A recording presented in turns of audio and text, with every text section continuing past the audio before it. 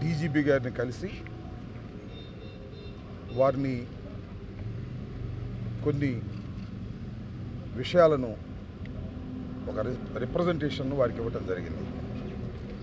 ప్రధానంగా పోలింగ్ రోజు నుంచి ఈ రోజు వరకు రాష్ట్రంలో గత 4-5 ఎన్నికల్లో ఏ ఎన్నికల్లోనూ జరగనటువంటి హింసాత్మకమైన సంఘటనలు, బూత్ క్యాప్చరింగ్లు, ఈవీఎంల మీద దాడులు ఇంత పెద్ద ఎత్తున ఈ మధ్యకాలంలో జరిగిన ఏ ఎన్నికల్లోనూ జరగలేదని, దానివల్ల తీవ్రమైన నష్టం ప్రజాస్వామ్యానికి కలిగిందని, ముఖ్యంగా ఇది జరగడానికి గల కారణం ఏమిటంటే మేము ఎక్స్ప్లెయిన్ చేసింది పోలీసు అధికారులు టోటల్లీ ఫెయిల్యూర్. ఆంధ్ర రాష్ట్రంలో ఎన్నికల నిర్వహణలో పోలీసులు కంప్లీట్గా ఫెయిల్ అయ్యారు.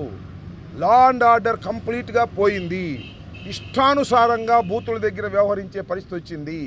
ప్రజాస్వామ్యంలో ఇలాంటి దుస్థితి రావడం అనేది చాలా అరుదైనటువంటి సంఘటనలుగా నేను భావిస్తున్నాం మేమందరం కూడా. అదే విషయాన్ని ఆయనకి చెప్పడం జరిగింది.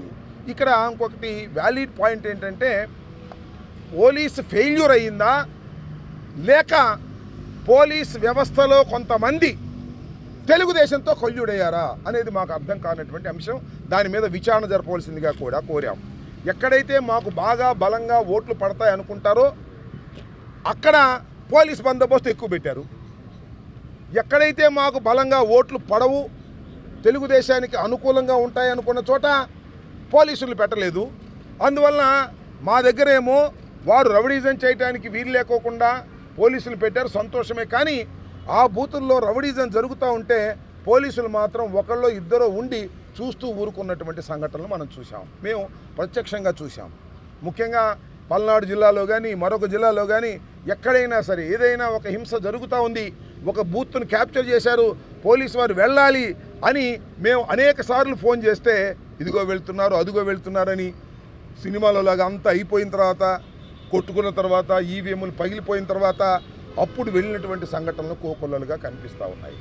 చిత్రం ఏంటంటే మొన్న సడన్గా నేను ఎన్నికల రోజు నాకు ఫోన్ చేసి మిమ్మల్ని అరెస్ట్ చేయమన్నారండి, హౌస్ అరెస్టు, తిరగడానికి వీలు లేదు అన్నారు. నేను ఇంటికి వచ్చి కూర్చున్నా, నా ప్రత్యర్థి మాత్రం తిరుగుతూనే ఉన్నాడు. What is this? దీన్ని కూడా సమాధానం చెప్పాల్సినటువంటి బాధ్యత పోలీస్ వ్యవస్థ మీద ఉంది. అనేక హింసాత్మకమైన సంఘటనలు జరిగాయి, ఆ రోజున జరిగాయి, నిన్న జరిగాయి. మా పల్నాడులో ఫైర్ ఓపెన్ చేశారు నిన్న, పోలింగ్ అయిపోయిన తర్వాత జరిగినటువంటి రోజున.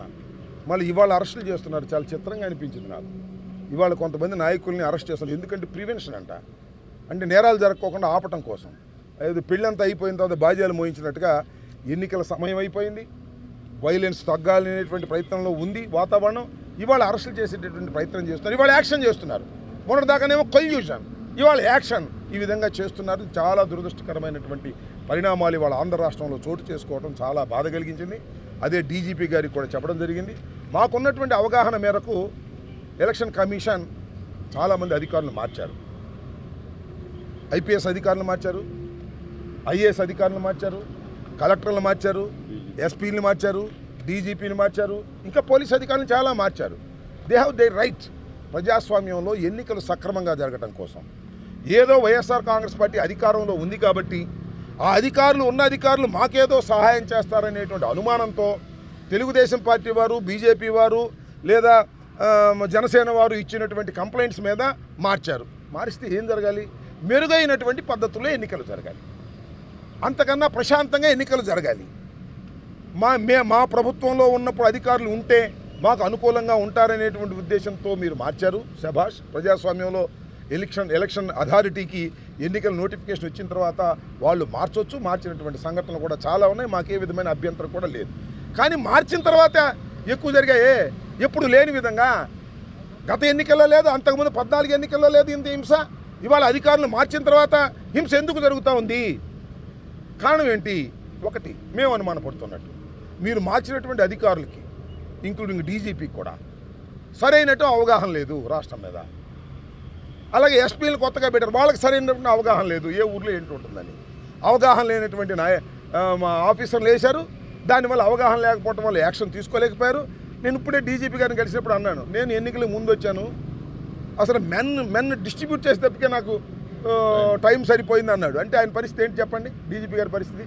మెన్ డిస్ట్రిబ్యూట్ చేయటంకే నా కాలం అంతా అయిపోయింది, ఇంకా నేను దృష్టి పెట్టలేకపోయాననేటువంటి పరిస్థితికి వచ్చిందంటే ఎన్నికల కమిషన్ మార్చినటువంటి అధికారుల వల్ల ప్రజాస్వామ్యానికి లాభం జరిగిందా నష్టం జరిగిందా ఆలోచించుకోవాల్సినటువంటి అవసరం ఉన్నది, రివ్యూ చేసుకోవాల్సినటువంటి అవసరం కూడా ఉన్నదని ఈ సందర్భంగా నేను చెప్పదలుచుకున్నా. చాలా ఘోరమైనటువంటి పరిస్థితులు క్రియేట్ అయ్యాయి ఎన్నికల రోజున, ముఖ్యంగా పోలింగ్ డే రోజున చాలా అరాచకాలు జరిగాయి. ఇవాళ ఏం యాక్షన్ తీసుకున్నా ఏం జరుగుతుందో చెప్పండి. ఓట్లు అయిపోయాయి, బాక్సుల్లో ఓట్లు నిక్షిప్తమై ఉన్నాయి, ఓట్లు వేసేటప్పుడు దొంగ ఓట్లు వేసుకున్నారు, ఈవీఎంలు నొక్కున్నారు, ఈవీఎంలు పగలగొట్టే పరిస్థితి తీసుకొచ్చారు, లా అండ్ ఆర్డర్ ఫెయిల్ అయిపోయింది, పోలీసులు ప్రేక్షక పాత్ర వహించారు. దీనికి మూల్యం ఎవరు చెల్లించాలని అడుగుతా ఉన్న ప్రజాస్వామ్యం. ఇంత దారుణంగా వ్యవహరించారే, వీరి మీద యాక్షన్ తీసుకోవాల్సినటువంటి అవసరం ఉన్నది. ఎన్నికల కమిషన్ కూడా మేము రిప్రజెంట్ చేయబోతున్నాం.